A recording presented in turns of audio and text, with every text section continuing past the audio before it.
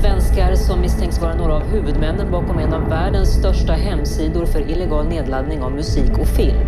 Männen misstänks för brott mot upphovsrättslagen. Ja, USAs regering hotade Sverige med handelssanktioner om inte fildelningssajter som The Pirate Bay stoppades. Olaglig nedladdning av film och musik från nätet har länge stört mäktiga organisationer. Major motion picture studios lost an estimated $6.1 billion to piracy. Vita huset pressade den svenska regeringen att ingripa. We applaud the Swedish authorities for doing that. This was an important site for us to get. I fredags var det polisens hemsida som attackerades. Sent igår kväll var det regeringens tur.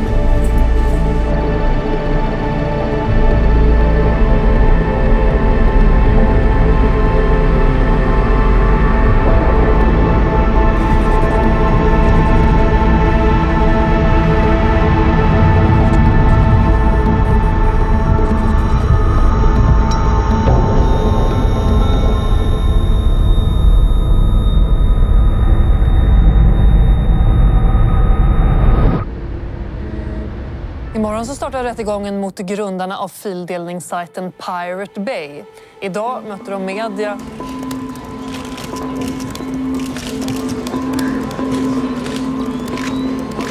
Vad skulle en fällande dom i flera instanser kunna leda till vad gäller Pirate Bay?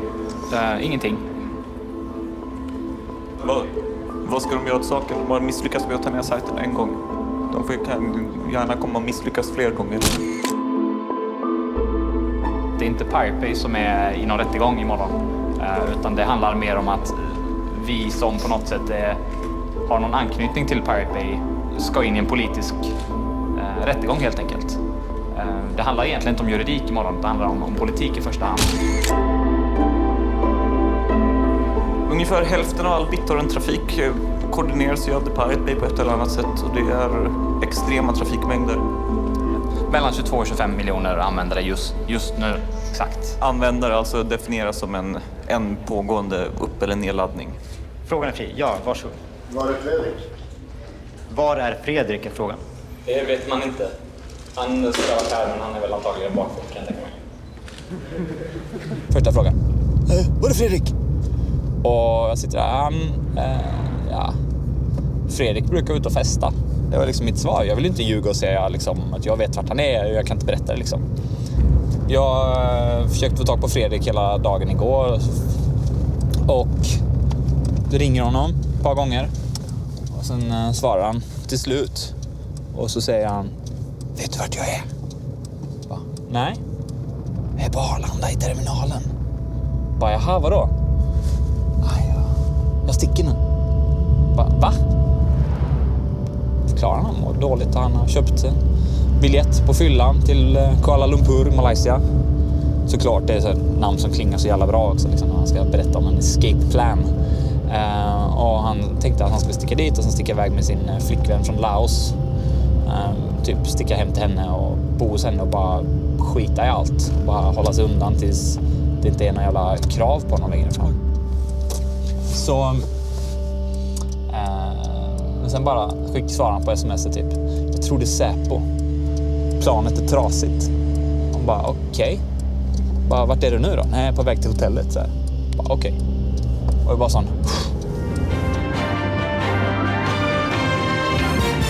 Stort intresse från hela världen idag när fildelningsrättegången startade i Stockholms tingsrätt.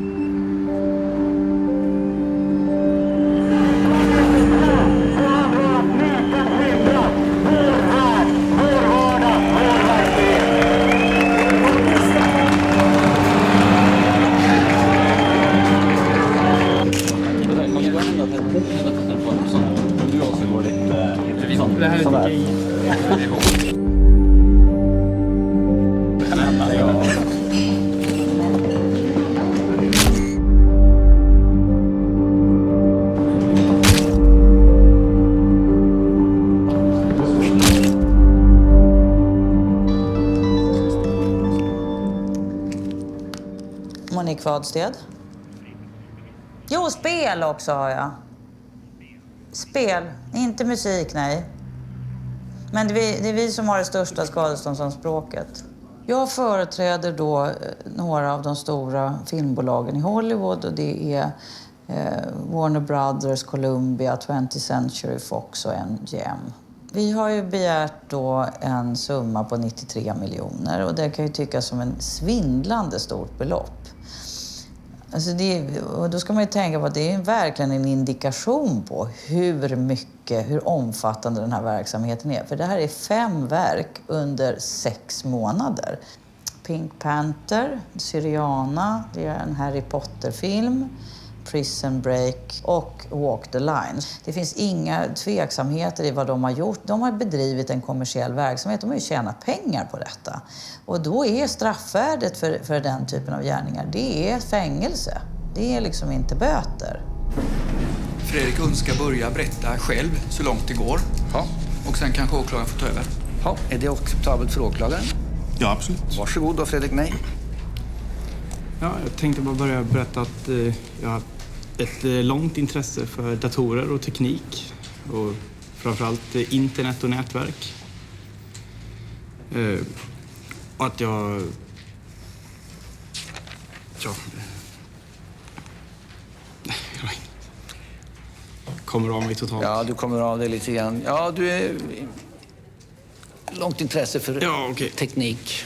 Och att det är därför jag har kommit in i Pirate Bay. På grund av mitt intresse för tekniken. Och jag tycker det är väldigt kul att jobba med tekniken.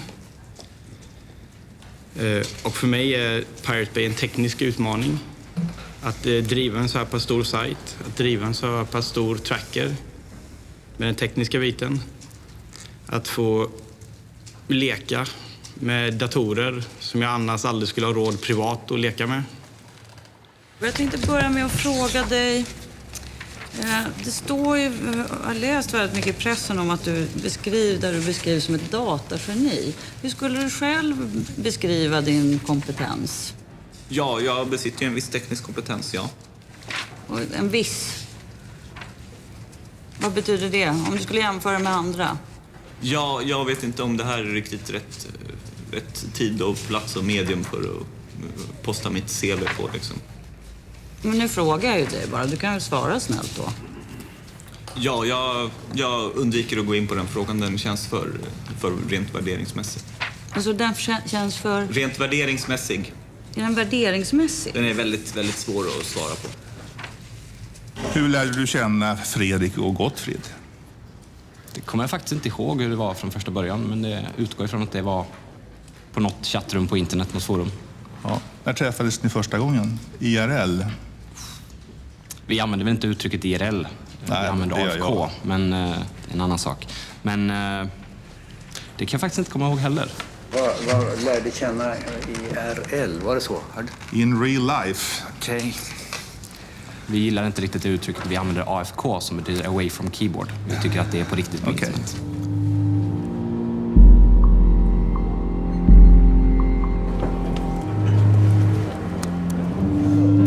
Så här ser vårt kontor ut ungefär. Är du inne i Pirate Bays? Japp. Allra heligaste nu? Ja. Här har du några av dem som jobbar på det. Är det folk som är inne och jobbar just nu? Ja, precis. Var sitter de någonstans? Är det i Sverige eller vad är det? Det är nog USA, det är USA eller England, Finland tror jag.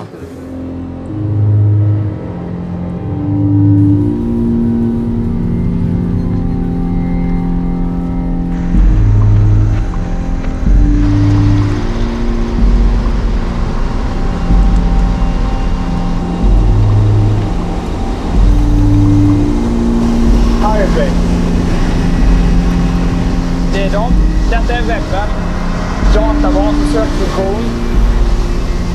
Och sen har vi trackerarna i ett skåp längre bort. Den här lilla biten är tracker och det är världens största tracker som tar hand om 50% av vidtagarkoordinering. Som sagt, inte så många burkar men kraftfulla och välkonkurrerade.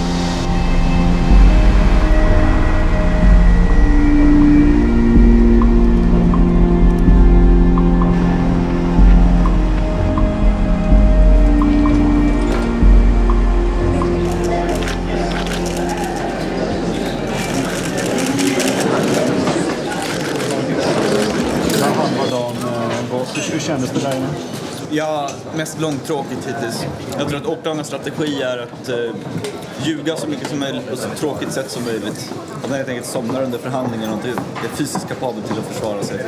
De här som säger att ni har tjänat massa pengar på att illegalt material sprids. Säkert tjänat en massa pengar, men så har det kostat en massa pengar att driva sajten också. Hej! Okej, men vi springer ner till Antingen helt enkelt. Hej. Men jag tycker vi går och äter nästan. Okej. Inte vegetariskt. Alltså, administrerar du sajten vi håller på att prata om? Nu, ännu roligare var ju vad som sitter i min laptop, nämligen en piratkopierad Depeche Mode-skiva. 5 minuter upp den här måten. Ja, hur fan lyckas Rosvall konstant blanda ihop megabit och megabyte? Jag vet inte. När man mäter lagring, då är det lätt med att man är i byte. När man mäter hastighet, med att man är i bit generellt sett.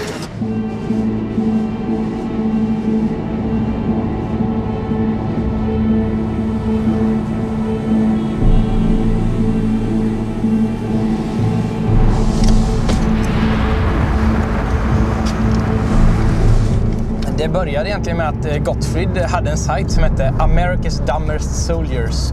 Som är ungefär så här, man får ratea 1-10. Och så var det amerikanska soldater som dog i det första Irakkriget. Och så fick man ratea hur dumma de var. Tack vare att de hade dött på olika dumma sätt. Och den var ju verkligen uppskattad av USAs regering eller någon annan. Så jag hade ju en lina över, så jag lät honom ha den hos mig. Och den var från British Telecom. Och någon från amerikanska utrikesdepartementet hade ringt chefen på British Telecom. Som i sin tur hade ringt chefen på den operatören i Sverige där jag jobbade på. Som i sin tur ringde mig. Så i rakt nedstigande läget från USAs regering fick vi order om att ta bort den. Och vi höll på att bråka jättelänge innan vi tog bort den. Och hävdade att det var yttrandefrihet och parodi och typ alla de här lagarna. Men till slut så tog vi bort den när det blev alldeles för mycket. Och ungefär 2 månader senare så behövde Gottfried mer bandbredd åt Pirate Bay. Och då hade jag ju fortfarande den linan tillgänglig. Och då stoppade vi upp Pirate Bay där.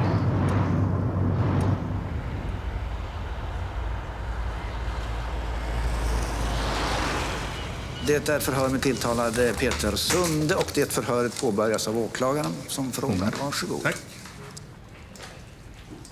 Stämmer det att i det skåp där Pirate Bays datorer tog i slag, där fanns en dator som tillhörde dig?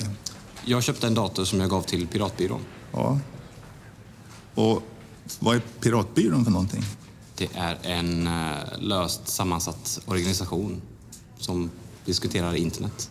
Diskuteras upphovsrätt, fildelning på Piratbyråns hemsida? Det stämmer nog. Och är kritisk till upphovsrätten som utformningen som den är idag? Det vet jag inte riktigt om man kan säga faktiskt. Nej. Det är nog olika för alla individer i gruppen. Vad har du för uppfattning?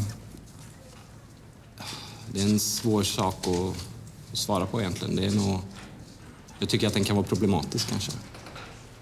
På vilket sätt då? Ja, att vi måste vara här idag till exempel visar ju på att det är ett problem.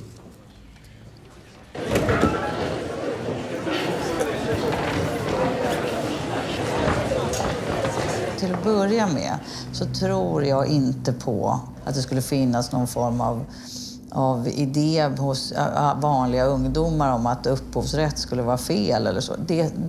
Det tror jag är en myt och den har liksom den här kopimistsekten varit väldigt duktiga på att marknadsföra. Och sen så gjorde vi...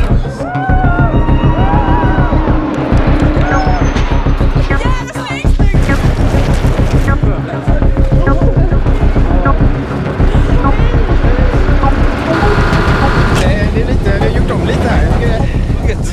Ja, men frågeställningen i DN var att om Pirate Bay blir dömda kommer inte de då ses som martyrer. Och då menar hon att nej, de har egentligen inga följeslagare.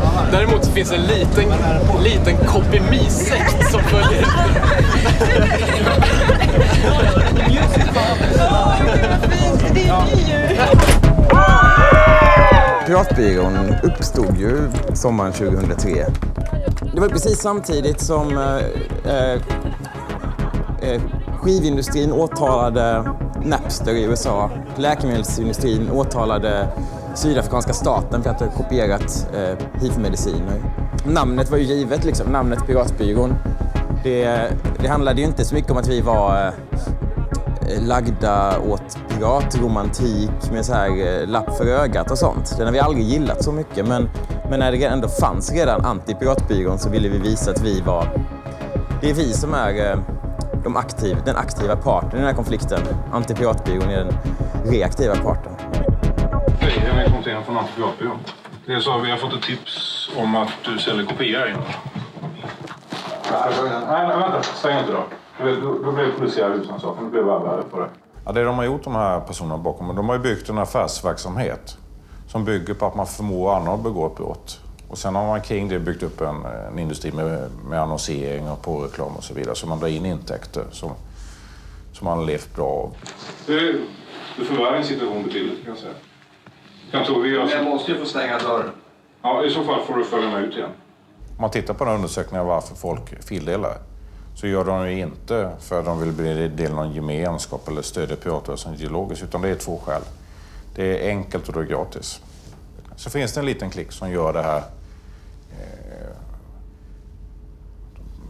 av det man säger var yttrandefrihetsskäl och så vidare. Vi har alltid haft en policyn att sajten är en helt tom sida som skapas av användarna själva. Och vi lägger oss inte i vad som finns på den. Nej. Det vill säga yttrandefrihet? Ja, jag skulle snarare betrakta det som från ett rent tekniskt perspektiv, att det är en ren förmedlingstjänst. Förmedlingstjänst? Ja. För kommunikation? Ja. Jag bryr mig verkligen inte om ideologin bakom piratkopiering eller upphovsrätt eller någonting. Eller politiken. Jag gör det här för att det är jävligt kul att driva en stor sajt. Vad är det viktiga Pirate Bay gör? Det demokratiserar väldigt mycket och det skapar en bra förutsättning för yttrandefrihet. Vad har det med det upphovsrättsligt skyddade materialet att göra? Det som Pirate Bay gör är att helt enkelt göra det möjligt för en enskild individ att dela med sig av material. Även om det är upphovsrättsskyddat? Ja, det är en tråkig följdproblem av det. Det tycker jag man måste diskutera.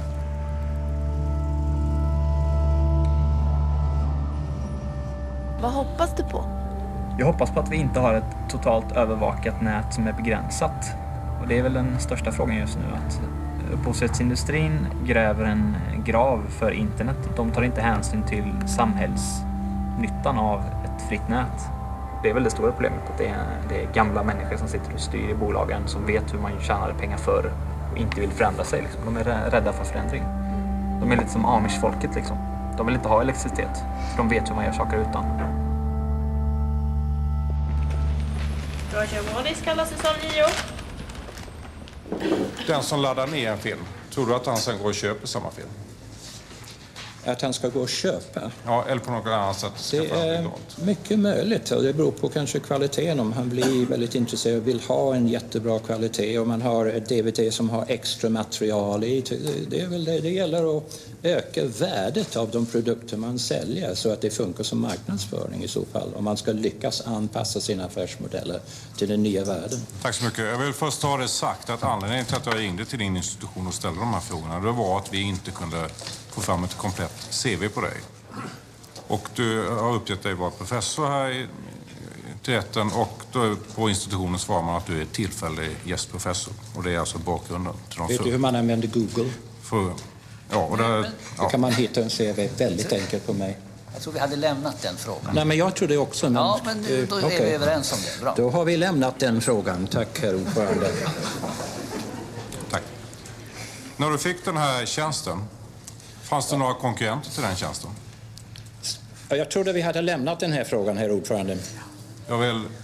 Det är en fråga jag vill ha svar på. Har du möjlighet att svara på frågan? Det har jag ingen aning. Jag blev ombedd att komma dit. Jag gick igenom, nu ska vi tillbaka igen på det här, exakt igenom samma urvalsmetod som varje professor på KTH. Alla mina skrivelser fick lämnas in. Vi hade 3 professorer, 2 internationella experter på det här som bedömde att jag var en sån person som skulle ha det här tjänst.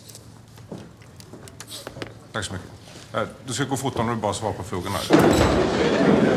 Alltså det är hur långt kan man gå? Ja, jag är inte svag över ditt resultat som du för fram. Så man har inga angreppspunkter. Man försöker angripa på det personliga planet. Här är KTH, Kungliga Tekniska Högskolan, professor Roger Wallace.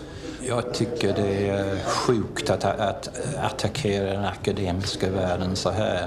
Men det är inte första gången, för jag har hört talas om otrolig historia i USA, hur professorer som har sagt någonting som indikerar att fildelning kunde vara positivt för branschens utveckling har verkligen jagats med piskan.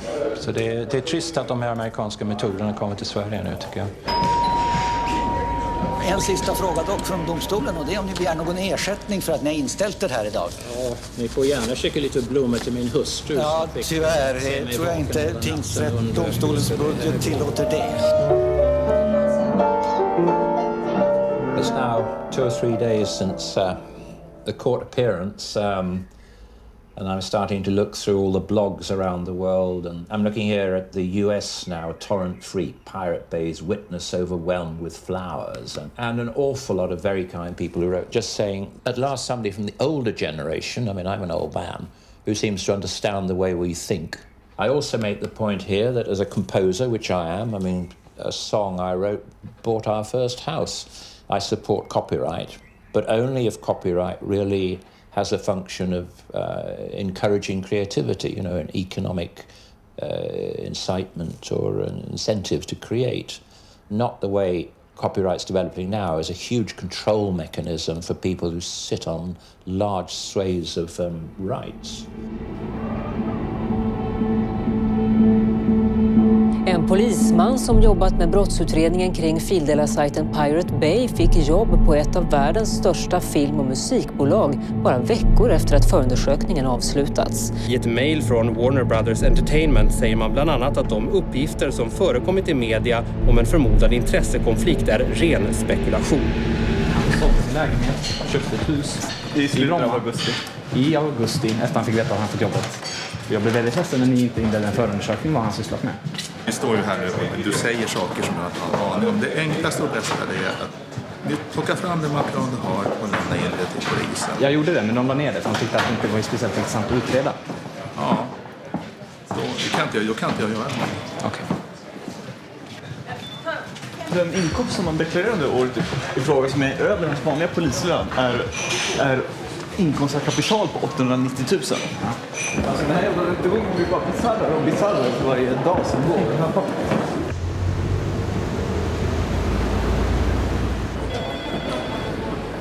Jag tror elen har gått på Pirate Bay igen.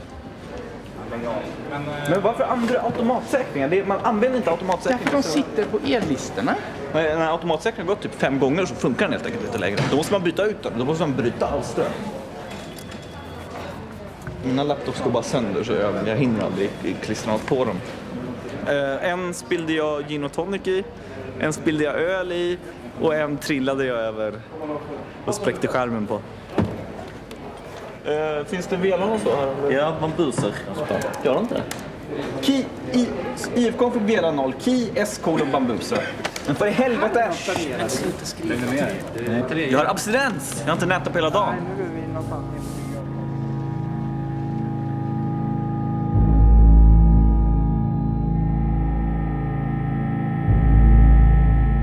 Om vi tar då sidan 24 så har du fått ett mejl som du skickar vidare då till Gottfrid och till Peter Sunde. Varför skickar du det här vidare? Det gör jag inte. Allting som innehåller DMCA med stora bokstäver skickas automatiskt vidare till Gottfrid och Peter. Det är en massa förkortningar som jag har i mitt filter som ska skickas vidare. Vem är det som har programmerat in de här förkortningarna? Jag. Det har du gjort. Och varför har du gjort det? Därför att det kommer en massa spam. Och på vilket sätt skulle du betrakta ett mejl som heter copyright claim då till exempel som ett spam? Ett spam är mejl som någon har skickat till mig som jag inte har beställt eller är aktiv mottagare av. Vi hörde av Fredrik Ney att så fort det kom ett mejl från någon som företrädde rättighetshavare så gick det automatiskt från hans dator till din. Är det riktigt? Eftersom ingen verkar kapabel till att göra vad vi har sagt, nämligen kontakta användare som la upp materialet, så har de klagomålen kommit att antingen ignoreras eller besvaras med mer eller mindre välvalda formuleringar. Varför gick det till dig att svara på det? Jag uttrycker mig bra i skrift, till skillnad från exempel Fredrik. Men en sån här förfrågan, den föranledde ingenting annat än hån och åtlöj? Ja, de första ungefär 100 gångerna de kom in så föranledde det: nej, du ska kontakta den som har lagt upp filen istället för oss. Och de nästa 100 gångerna? Då börjar vi ledsna.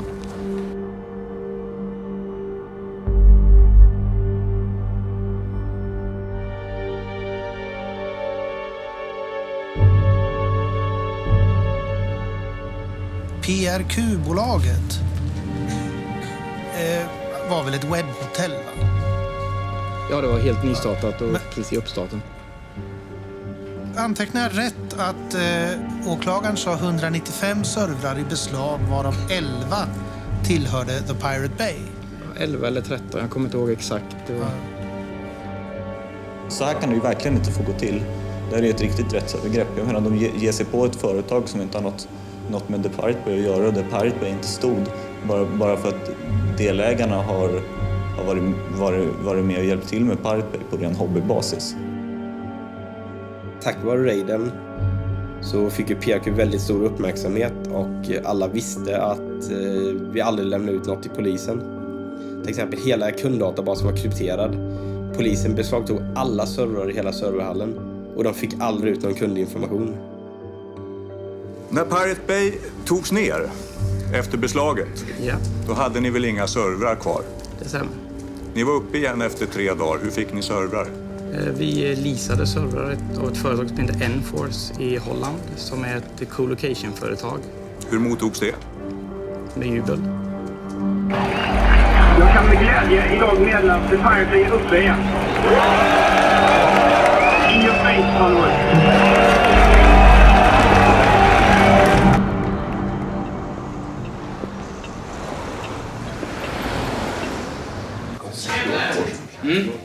Jag kommer strax. Vad var det? Det har ni varit i alla fall mot mig hela tiden. Jag får brev hem från era advokater. Så Veteranovskij och sånt där det står att svensk lag kan inte skydda dig. Amerikas lags långa arm ska komma och ta dig. Ni skickar privatdetektiver efter oss. Jag har haft privatdetektiver utanför mitt hus 2 gånger. Nej, men du får tyvärr ta ansvaret för det, för det är din bransch. Du förstår hur jag tänker. Kan vara film? Nej, det var musikbranschen. Men det här med musik och film är inte intressant för Pirate Bay, utan Pirate Bay är ett vanligt medium för att distribuera alla typer av filmer. Och det blir så dumt när folk här skulle uttala sig och säga att Pirate Bays uppgift är att se till att sprida illegala filmer som bara handlar om musik. Då är det så här, okej, min värld är så här lite. Det är det som ni förlorar på hela tiden. Om man istället säger bra med filmdelning och sen kan vi försöka komma på ett sätt ihop vad låt artister känna med pengar. Men ni gör ingenting med det. Ni tycker det och sen så, ja men vi stämmer alla som använder det. Nej, det gör vi inte. Helst skulle inte vilja döma en enda person. Helst skulle jag vilja att musikmarknaden i Sverige, att folk bör respektera upphovsrätten.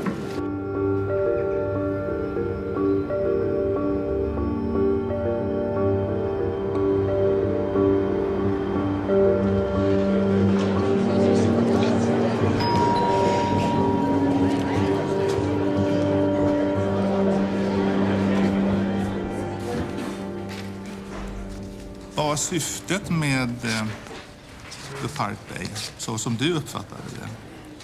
Vi pratade aldrig om sådana där saker som syfte, om det kan ha varit att reformera någon lagstiftning eller att det kan ha varit att någon är ilska mot några amerikaner eller vad det kan vara. Jag vet inte riktigt vad syftet från deras sida var. Nej. Men från Fredriks sida, och det var ju med Fredrik jag hade att göra, så var det att det här ska bli en stor sajt. Det ska bli världens största sajt i sitt slag. Och syftet från min sida var bra. Världens största sajt, det gillar jag. Pirate Bay. Och vem finansierar det? Vem som finansierar sidan? Till att börja med. Ja, alltså vi har haft annonser på vår sida som har dragit in pengar som vi har köpt. Du hade en kille som heter Lundström, va? Som hjälpte till med pengar. Ja, vi varit sponsrade i början av ett företag som heter Rikstelekom. Och vad hade han för syfte? Han kanske såg det som gratis reklam för hans företag. Carl Lundström är en intressant person. För han står ju bakom flera av de här organisationerna på högerkanten. Carl Lundström som du pratade om, han har tydligen gett pengar. Men svara på frågan, har han företrätt de här organisationerna? Nej, men jag har otroligt jävla svårt för den här att alla ska se på oss som högerextremister. Liksom. Jag blir sjukt jävla sårad och förbannad över det. Min bror är ju dömd anarkist. Han har ju stått i tingsrätten själv och fått försvara sig och sina tankar och sådär. Och vi har ju liksom varit på VAMs dödslista båda två. Det känns jävligt konstigt att man ska bli anklagad för att ha varit med och startat VAM liksom. Och det är så jävligt svårt. Jag kan ju inte stå för någon annans politik än min egen liksom. Och det... När man har lite inflytande på folk, att folk lyssnar på vad man säger och sådär, då får man ju använda den positionen till att göra någonting bra också. När blev du talesman för Pirate Bay? Ja, det är ju ingen officiell titel sådär, men det har väl varit mer en funktion som jag har fått. Ingen ville ta tag i den biten och då tyckte väl jag att det var viktigt att prata om att Pirate Bay gjorde någonting viktigt. Och eftersom ingen annan ville så blev det väl jag som gjorde det. Mm. Om du skulle beskriva Peter Sundes, hans roll under den tiden, hur skulle du beteckna det? Ja, han kom ju in någon gång under den tiden när vi behövde ett, vad ska man kalla det, ansikte utåt. För ingen, vare sig jag eller Fredrik gör sig särskilt bra i möblerade rum. Innebär det att han hade inget med driften att göra? Nej, precis.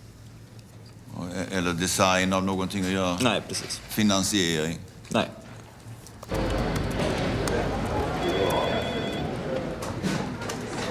Det är AIM. Ja. Du sa till mig att det var M sen. Ja, fan, vad är skillnaden? Det är två olika nät. Det är typ så här, men jag är på Irknet. Nej, men du är på F-net. Ja, men det var skillnaden. Men kom igen. Det var ju Moderna Museet. Men du är jättehög, du får inte i huvudet. Du är jättehög. Jag är halvt döv, så jag pratar högt. Men du pratar så jävla högt, så jag blir döv. Han vill sprida sitt elände. Varför har du så dålig hörsel? Sex, drogen och industri. Sex? Jag har hört dina sex-stories. Vad kostar reklamplatsen? Nu frågar de specifika 5 år gamla siffror igen. Inget jag kan svara på. Jag kan säkert leta upp lite exempel åt dig om du ger mig en dag. Men jag vågar inte ge några exakta siffror så här. 3 500 kronor i veckan, kan det vara ett rimligt belopp? Ja, det låter inte rätt storleksordning i alla fall. Det är rätt storleksordning, det är det. Fanns det något avtal när det gäller hur man skulle fördela intäkter från själva annonsförsäljningen? Det känner inte jag till alls. Känner du inte till? Nej. Jävla trött. Jag ska leva för han nu. Det är 5 år framöver. Är du Kafka eller? Ja, verkligen. Det känns som processen all over again. Ja. Man kanske helt plötsligt vaknar upp en morgon och är Gregor Samsa och kan inte gå till jobbet för jag har blivit en stor skalbagge. Hur åker du åka till Kavada? Så fort det här är landet över. It's a secret. Precis.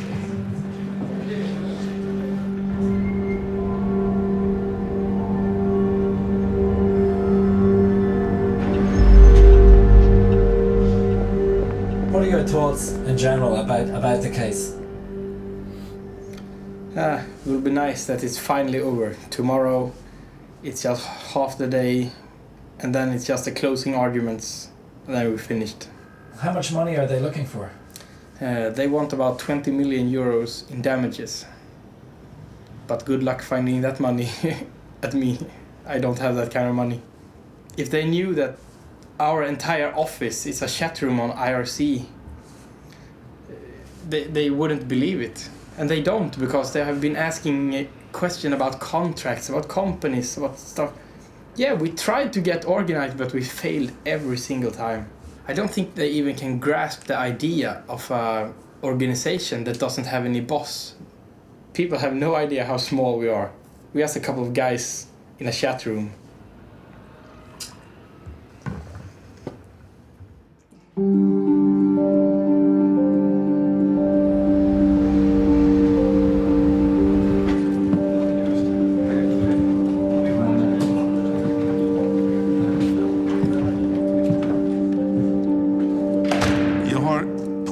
samt att vinningen av verksamheten inte understiger 1,2 miljoner. Och då har jag räknat jättelågt.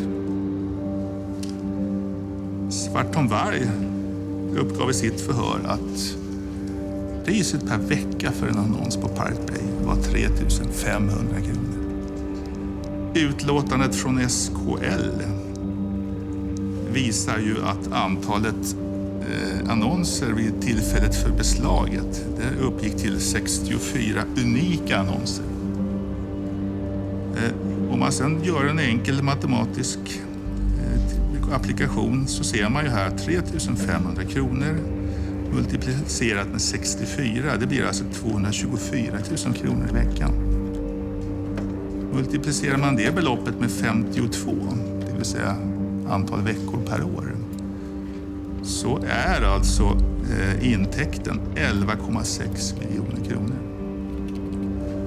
Då är Pirate Bay inte någon ideell verksamhet, utan det är en ren affärsverksamhet.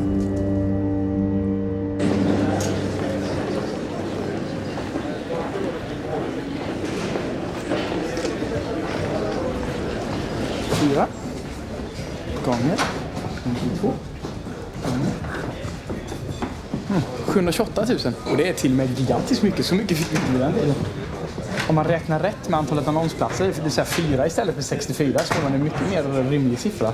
Men han har ju räknat fel på allt möjligt. Ja. 4 annonsplatser, menar han alltså inte 64 olika annonser, utan menar han 4 gånger antal sidor? Ja, ungefär. För i helvete är han fullständigt vansinnig. Han står bakom det. Det är meningen att han ska höra det. Det är en pedagogisk poäng. Men ska vi gå och ha en sån, alltså vi tänkte ha en bara busspresskonferens. Nej, när de kallar oss för organiserade hela tiden. De förstår inte hur skrattretande det är, för det är det minsta det är. Det är brottsligt, så är det inte ens organiserade. Disorganiserad brottslighet. För dig menar du? Eller för alla? Ja, jag tror det blir för alla. Det tror jag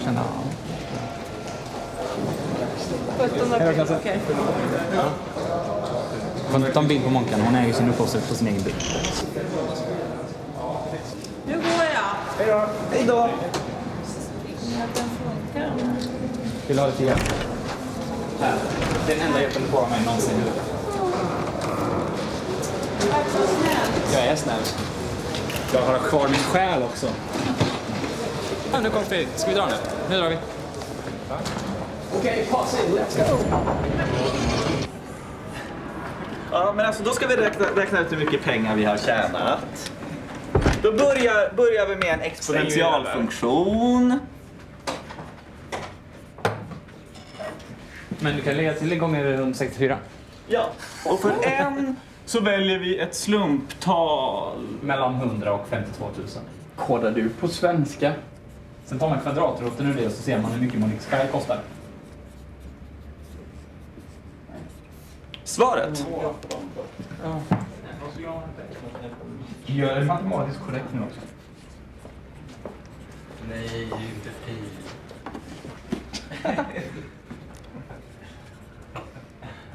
Jag bara inte med. Okej, slå framför dig och kolla så att det blir rätt. Okej, jag får lite cred. Det sitter liksom i muskelminne. Jag kan skriva talet men inte skriva det från hand. Jag måste liksom emulera ett tangentbord. Så vad gör alla den 17 april klockan 11?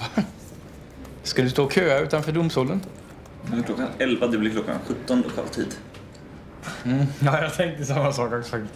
Men Gotte, kan du sätta det här på?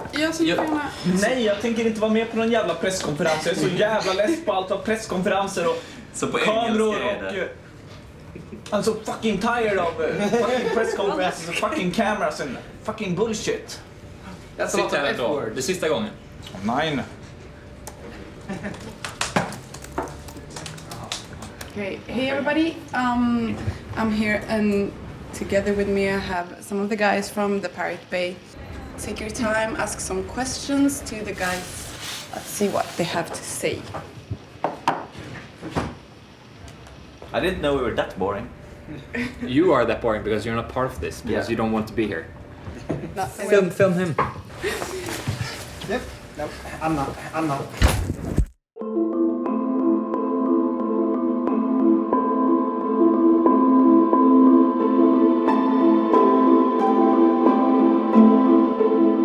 slutligen avgörs om männen bakom fildelningssajten The Pirate Bay är skyldiga till upphovsrättsbrott eller inte. På svt.se får ni följa i direktsändning när domen meddelas klockan 11 på förmiddagen. Nej, men...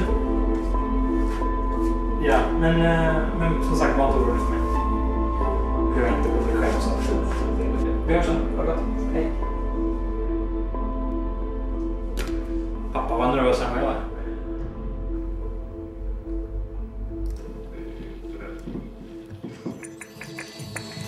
Nu har domen kommit till Pirate Bay-målet och vi är på plats, klockan är 11. Det blir alltså fängelse i 1 år för alla de 4 åtalade. Brottet heter, läser jag här, medhjälp till brott mot upphovsrättslagen. Men alltså fällande dom, fängelse i 1 år är påföljden för alla de 4 åtalade.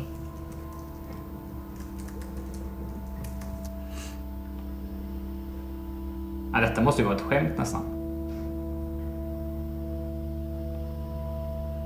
Vi är på Stockholms tingsrätt för några minuter sedan. Ja, men mamma, ta dem med ro. Det blir ingenting. Pirate Bay-målet. Det kommer ta 5 år för att rättfärdiga. Nej, men ta dem med ro. Detta är politiker. Det är härningsrätten istället för tingsrätten. Har de åtalade samarbetat och fungerat som ett team för driften av vidareutvecklingen av sajten. De har haft kännedom om att upphovsrättsmaterial har fildelats och därmed så anser rätten att de uppsåtligen främjat andras upphovsrättsintrång och alltså är skyldiga till medhjälp till brott.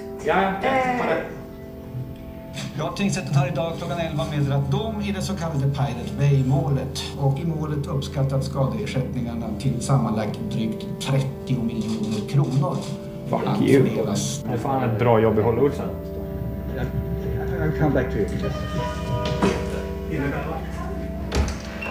Alltså det är ju helt galet.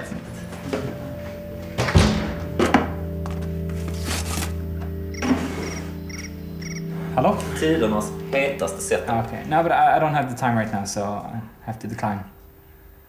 No, actually I'm the only one in Sweden. The other ones are out in the desert or in the jungle somewhere right now. No, they're not going to send us to jail whatsoever. Actually, the way it works in Sweden is that actually they can't do anything about the case before we can't appeal anymore. Ja. Vad ska vi kalla detta? LOL. LOL. For the lols. Ser man det som en film så är det här ungefär när hjältarna har precis fått den första stora motgången. Alltså som Karate Kid, han blir lite mobbad och sen så blir han spö. Och vi är ungefär vid det stadiet att vi har fått lite spö nu. Men sen så vet man ju, och det är ju Hollywood, tack Hollywood. Ni har ju lärt oss att i slutändan så vinner ju de bra liksom. In total they won around 100 million, right? Swedish crowns, and now they got 30. Yeah, but it's like they could gotten 1 billion. It doesn't matter because, you know, we can't pay and we wouldn't pay. Okay. Alltså det är en dom som gör mig hemskt upprörd ända in i ryggmärgen. Det finns inte en chans i Kapernaum att det här kommer att stå sig i högre instans. Jag kommer att gå över ån, över bäcken, över floden, över Atlanten om det behövs för att få en upprättelse. Det här köper jag inte. Det betyder väldigt, väldigt mycket att vi har gjort den här markeringen nu. Det är väldigt, väldigt viktigt att vi återupprättar förtroendet för Sverige som en rättsstat. Domaren i Pirate Bay-målet anklagas för jäv och idag ställs krav på att hela rättegången ska tas om. Ja, när jag fick den här kunskapen faktiskt igår kväll och som sedan exploderade här under dagen att rättens ordförande i Pirate Bay sitter med i föreningar som är engagerade i upphovsrättsfrågor. Samma föreningar som ombud för målsägandebolagen. Det är klart att jag reagerar med häpnad och viss förskräckelse också kan jag säga. Varför berättar du inte det här för rätten? Ja, det kan man fråga sig. Jag gjorde inte det. Jo, det förstår jag exakt hur de har tänkt. Och jag tror att det är så att han har tänkt att mina kompisar blir jätteglada på mig om jag dömer till deras fördel. Det är ju skrattretande. Jag trodde inte det var så illa i svensk rätt. Gjorde du rätt bedömning? Ja, det får andra uttala och bedöma sig.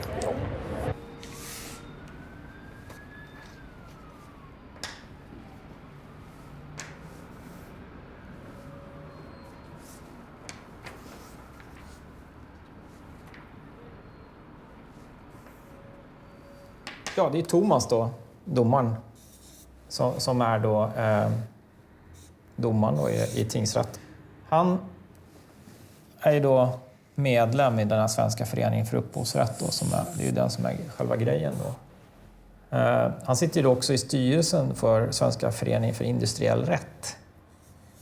De här två föreningarna har en tidning tillsammans, NIR, samt att alla de här advokaterna som biträder då åtalet, Peter Danowski, Henrik Pontén och Monique Wadstedt, också samtliga är medlemmar i den här föreningen.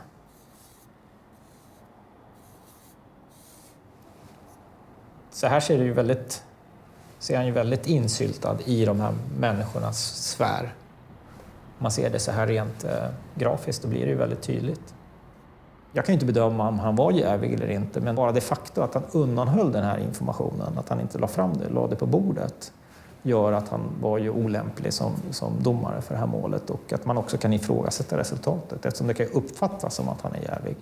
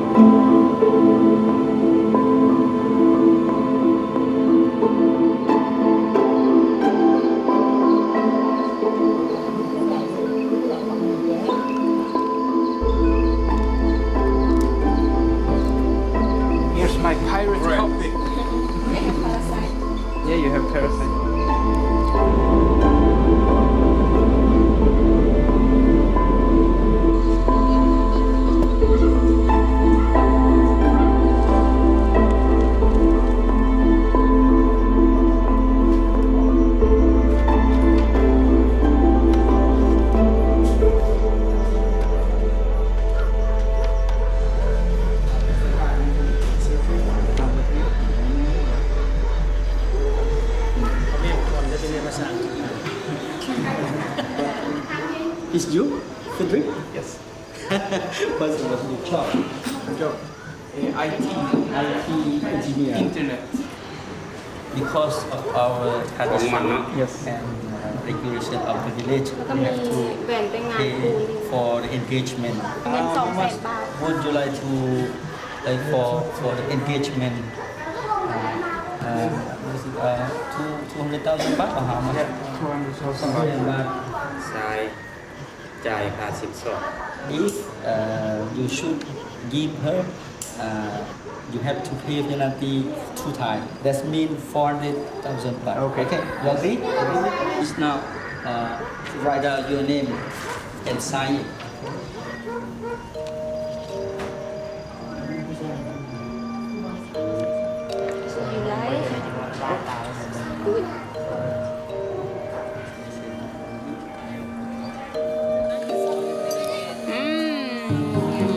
Yummy. Hello.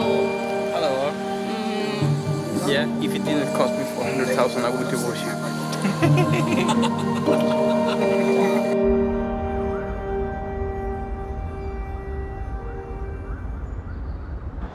Det är som vanligt när det gäller Pirate Bay.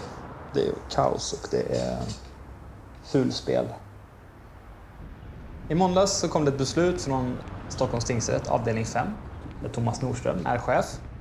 Och beslutet var att Black Internet AB, som var Pirate Bays ISPs ISP, inte längre får vara det. Och om de skulle ge access till Pirate Bay så ska de betala 500 000 kronor om dagen i vite.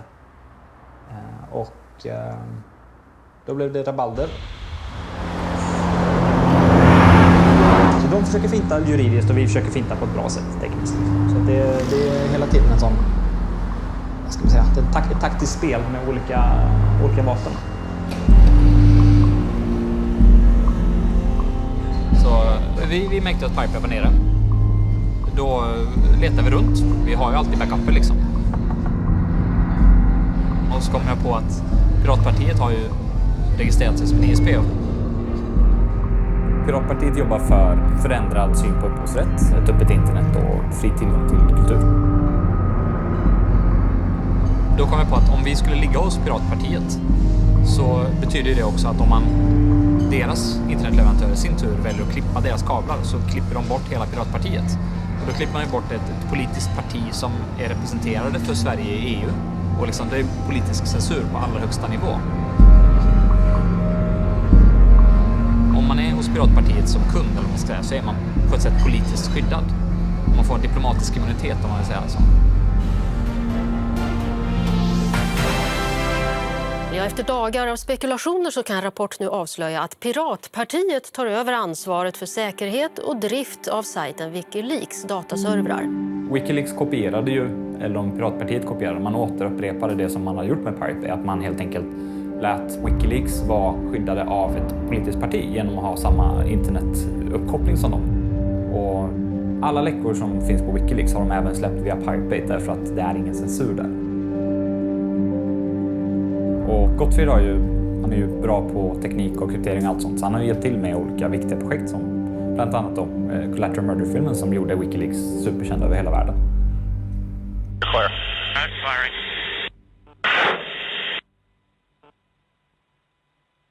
Oh yeah, look at those dead bastards.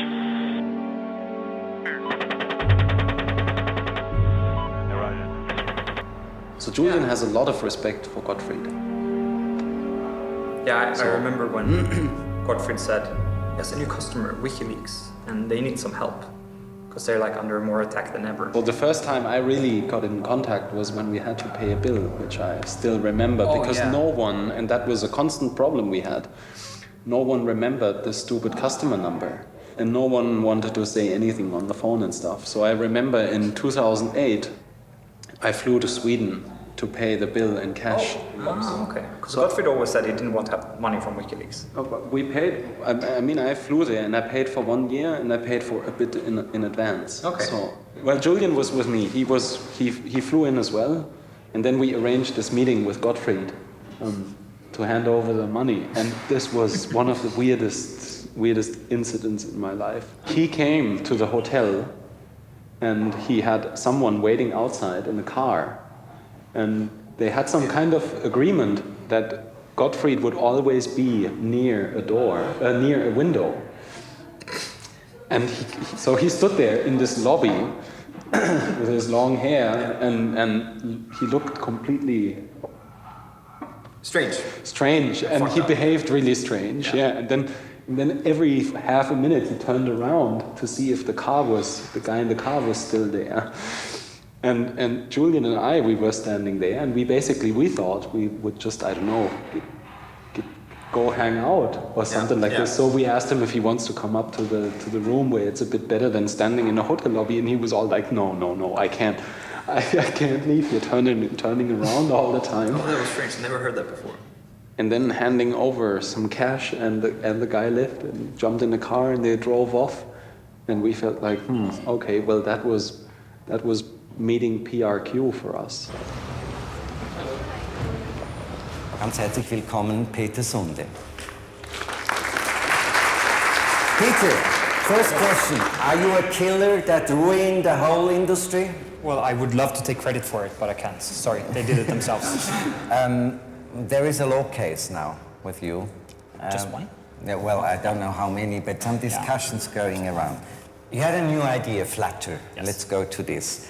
Well, it arrived from the discussions we had with the Pirate Bay that we were kind of two sides. One side said there is not a real problem with people downloading, and the other side said, well, we're not making money from the internet, so we're not going to survive, and that's a problem. Mm-hmm. And there was nothing really happening. Can you, in short terms, explain as Flatter how it functions? Well, so essentially, you as a user sign up, and you put money into an account, and you decide how much money you want to spend per month. And then you find buttons on the internet called small Flatter buttons. And they look like the Facebook like button. And if you click it, we remember that until the end of the month. And then in the end of the month, we see how many clicks you did, and we share your money equally amongst all of them. Where is the money going to? Well, it's going to the creators. So that's kind of the whole concept.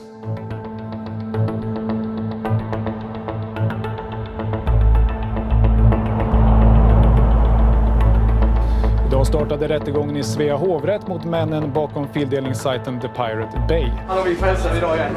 Tjenare. Fan, är det ett slaget gäng här? Alltså, jag har slagit till med full kraft. Helt genomsvettig. Hyra en bil skulle kosta 2,7 i veckan. Jaså? Den köpte jag för 4, så har jag den i 6 veckor. Nej, den är inte avstängd.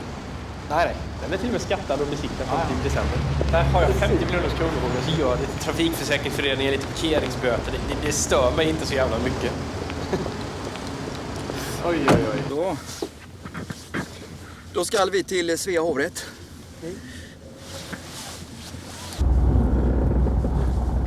Kommer Gottfrid? Mycket tveksamt.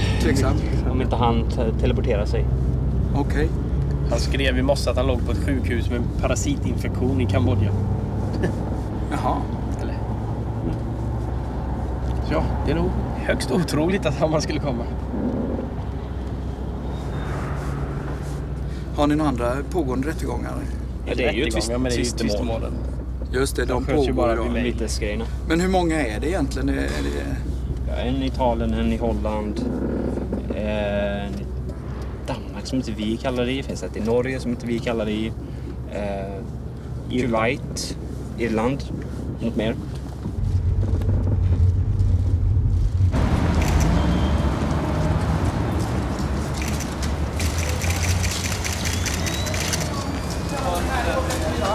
Vad är det viktigaste i det här målet som du ser? Och jag tror att det är väldigt viktigt att man tar en mer syn på hur samhället ser ut och hur samhället borde se ut och inte bara döma ut efter vad stora företag skulle tjäna mer. Hur känns det att sitta här nu 8 dagar framför dig? Det är tråkigt att man bara ska kolla på video. Ja. Det är väl det som är jobbigast. Just det, du ville föra egen talan men fick inte det beviljat. Vad säger du om det?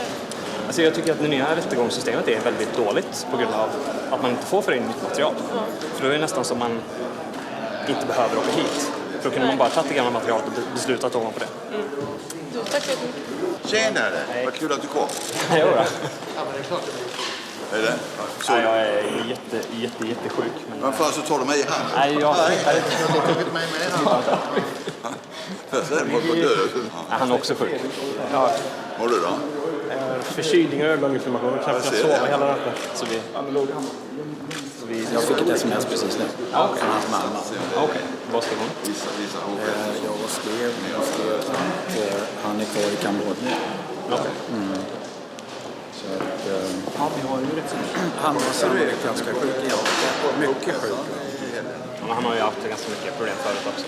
Ja. Och när man tittar på en så är man inte liksom hälsa. Det är det första man tänker på. Och du har fått det fram. Vad gör du idag? Drifta webbsajten. I Thailand? Ja. Som är internet. Man kan jobba vad som helst. Bara man har internet-access. Via internet, ja.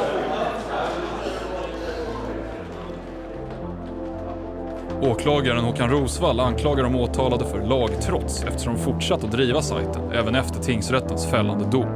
Och han vill att den domen på 1 års fängelse för alla 4 ska stå fast.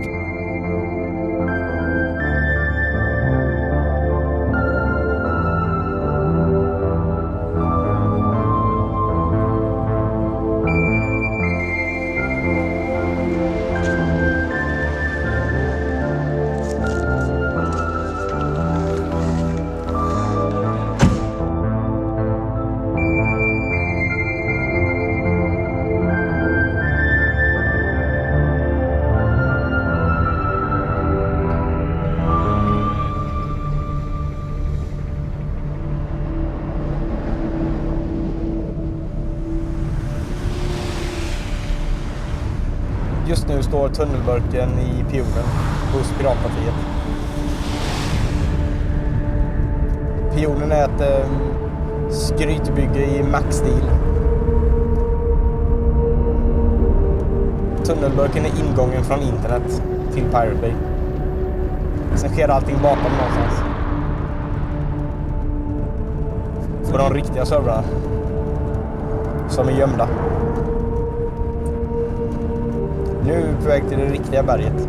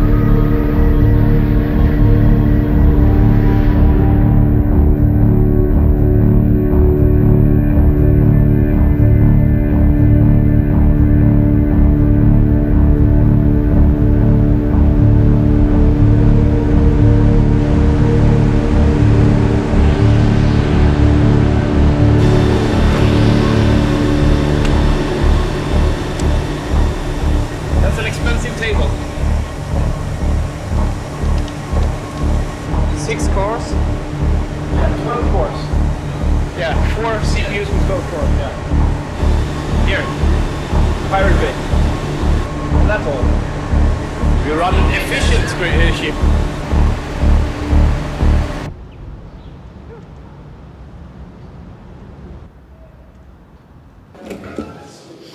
Men de som nu äger, vad har de sitt säte i? Jag vet inte. Kalla det Piratpartiet. De postar ju användare just nu. De har pratat. Det har ju även gått vidare. Sen vi skickade det vidare. Hur de skickade vidare en gång eller 2 gånger. Det hänger inte med i alla svängarna längre. Vi saknar ju Piratpartiets engagemang från tingsrätten med bussar och... Bussarna var piratbyrå. Var piratbyrå? Okej, ja. Och trumpeter och saker. Flaggor och grejer.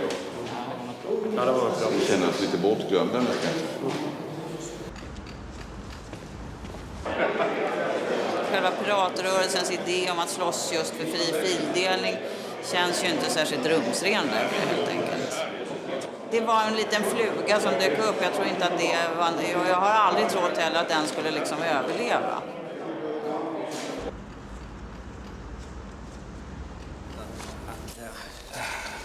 Kan man tillbaka om vi vill inte ha dem? Nej, men då vi behöver inte skriva på dem, men det är i alla fall delgivning eller av. Hur går det ihop? Det går ihop. Ja, jag kan inte tvinga dig att skriva på. Så att nej, det kan du verkligen inte. Nej, det kan jag. Enligt lagen ser du delgivning i alla fall. Ja, vem är du? Delgivningsman. Kan jag se din legitimation också?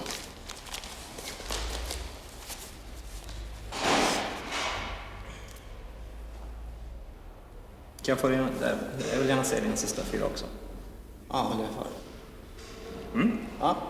Sen borde sluta röka, det är inte väldigt bra för hälsan. Nej, det känns väldigt mycket. Ja, men det är ett stressmoment här. Vad sa du? Det är ett stressmoment för mig också. Det är det? Ja. Det känns lite taskigt att göra så här. Ja. Men du får bra betalt? Nej. Varför gör du då? Jag har ett jobb. Har du barn? Ja. Då förstår jag det. Men du kan skaffa något bättre jobb. Ja, fundera på det. Men vad är det för Danovski? Det står inte Danovski där. Nej, men det är någon som har skickat mig. Jag vet inte, jag har inte läst vad det handlar om. Så du vet inte vart det kommer ifrån? Jag håller med. Ja. Lycka till. Det är ett kul jobb han har. Tycker du? Ja. Det gör inte jag. Jag är ungefär som lapplis. Men såg du debatten i tv i morse? En ung tjej, hon sa det väldigt bra. Hon sa att det handlar inte om att unga människor vill begå brott. De har bara ett annat konsumtionsmönster. De vill helt enkelt bara konsumera film och skiva på det sättet. Och då är det hemskt att jaga dem. Då måste marknaden anpassas istället.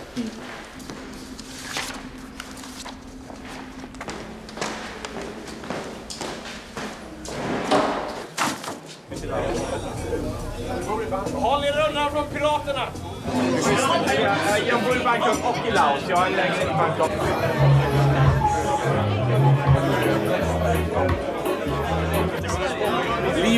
Livet är fetare än internet, kan jag säga.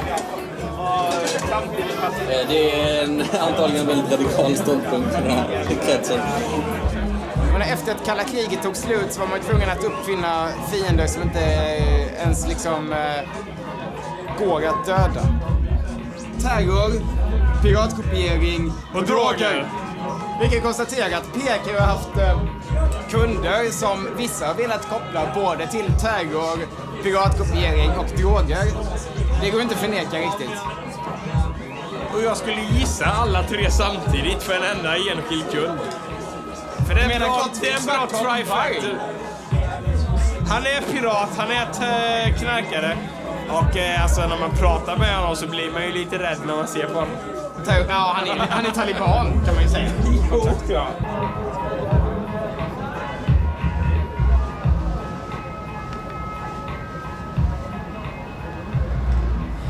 Jag kom tillbaka till Sverige från Kambodja. Jag har varit där i en månad ungefär. För att jag har varit väldigt orolig för Gottfrid och hur han mådde. Jag vill inte gå in för mycket på... Men bruket har inte varit konstant. Alltså det har varit då och då kanske. När någonting behöver verkligen göras klart så har det varit att han fått press av sitt jobb. Liksom så här, att nu måste det här bli klart. Och då har han dragit i sig en massa knark liksom. Och jag klarade dels inte att se det. Liksom, för att jag har sett kompisar gå ner sig tidigare i droger. Och vad ska man säga, det är hårt liksom. Det är ingenting man vill se en vän göra. Man vill se vännen må bra och komma framåt i livet.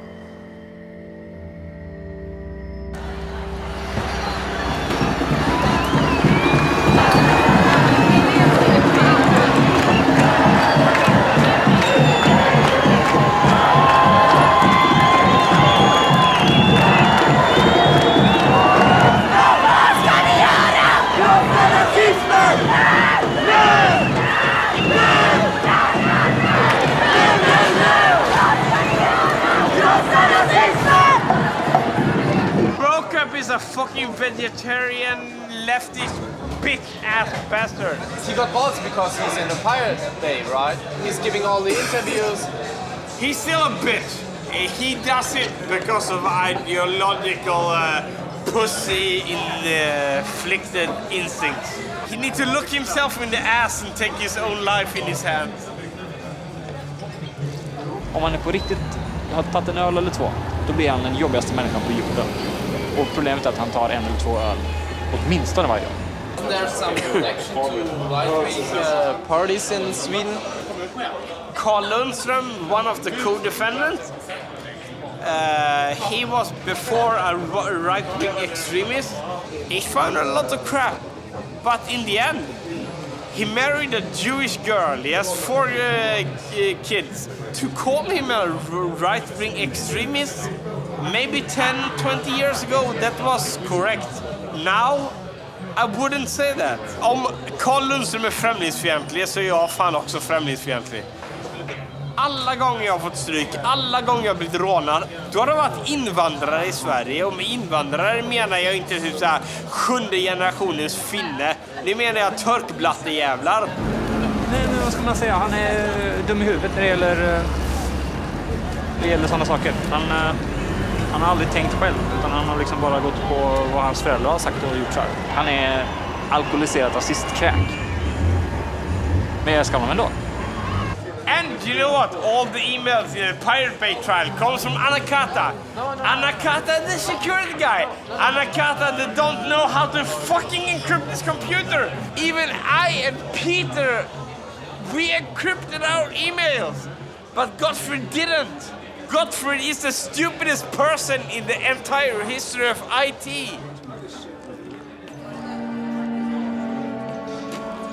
And yeah, the Pirate Bay is really tight.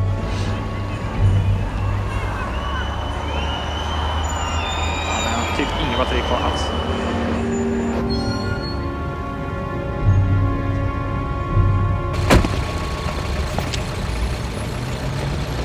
Det är förvånande att det inte är några kameror i.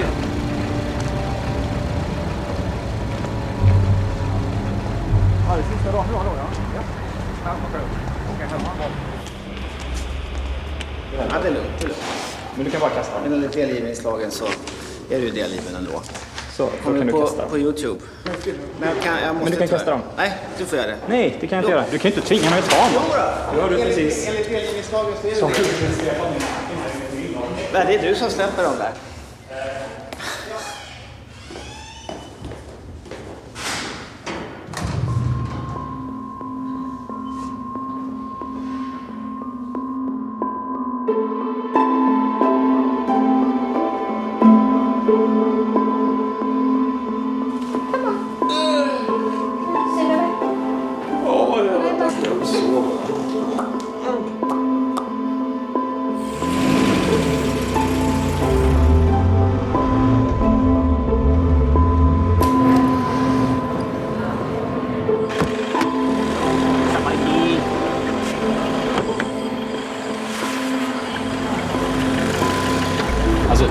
När jag vinner imorgon så ska jag stämma dem på många miljoner. Alltså.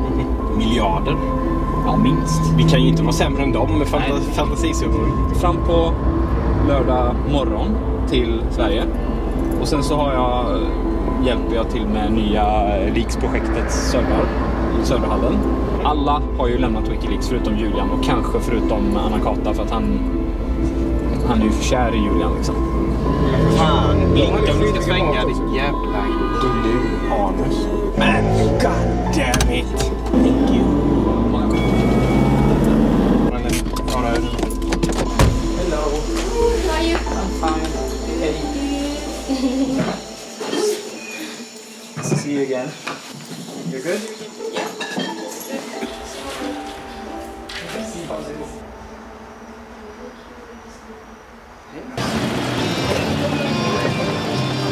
Fredrik, vet folk om vad som hände för dig idag? Vet folk om vad som hände för dig idag? Nej. Inte ens din fru? Jo.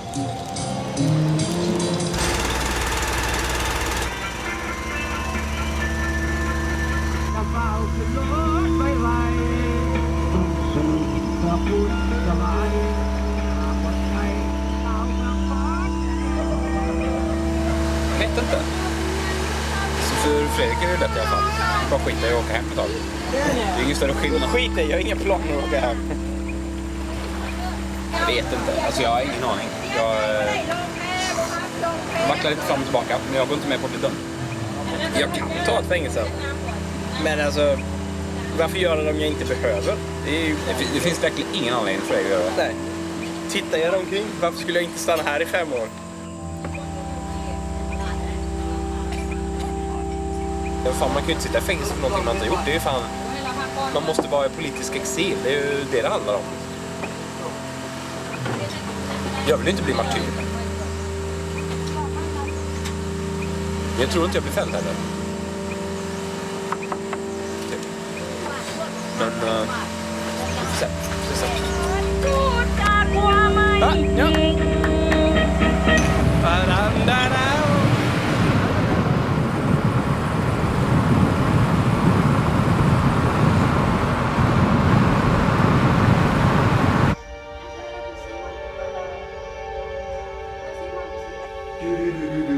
Dear man.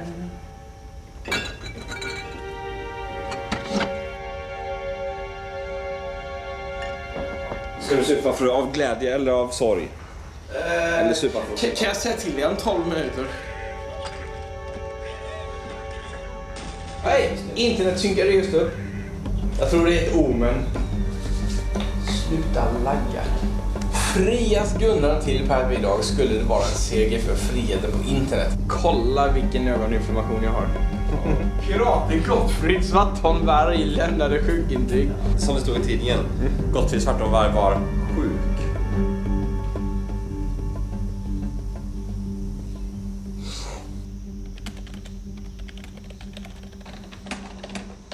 Sänktes beträffande, men skadestånden höjs. Domstol, de aspekter, vi dömdes allihopa. Va? Vi dömdes allihopa. Domstol.se, spam. Kopiera länken. Nej men kopiera länken under. Den.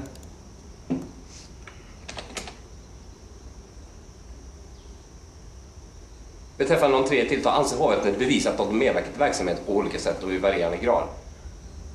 Fredrik Ney döms till 10 månader, Peter Sunde till 8 månader, Carl Lundström till 4 månader. Från 32 miljoner till 46. Han är inte med. Ja, just det. Från 32 miljoner till 46 miljoner. Ja, men det är ju bara... Shit, alltså. Ja, då förlorar vi. Jävla idioti alltså. Jag ringer min mamma. Nej, jag tänkte bara ringa och säga att ni gav fängsel fortsatt, men ni sänkte fängelset. Ja, men vi ska lova klagelse med 8 månader istället för 1 år. Men jag ville bara ringa och säga det. Jag är 20 ord och sånt, så ta det med ro. Jag har 950 sidor som jag må läsa och jag tänkte läsa in några menar. Okej, ha det.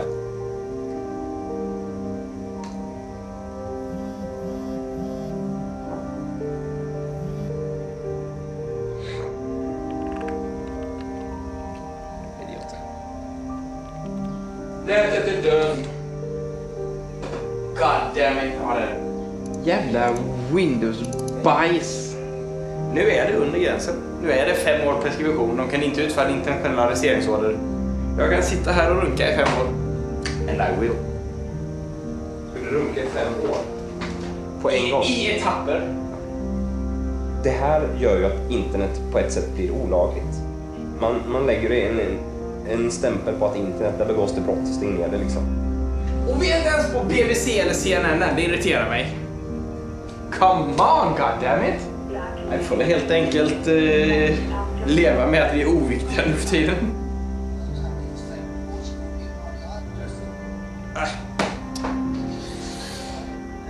The Bay.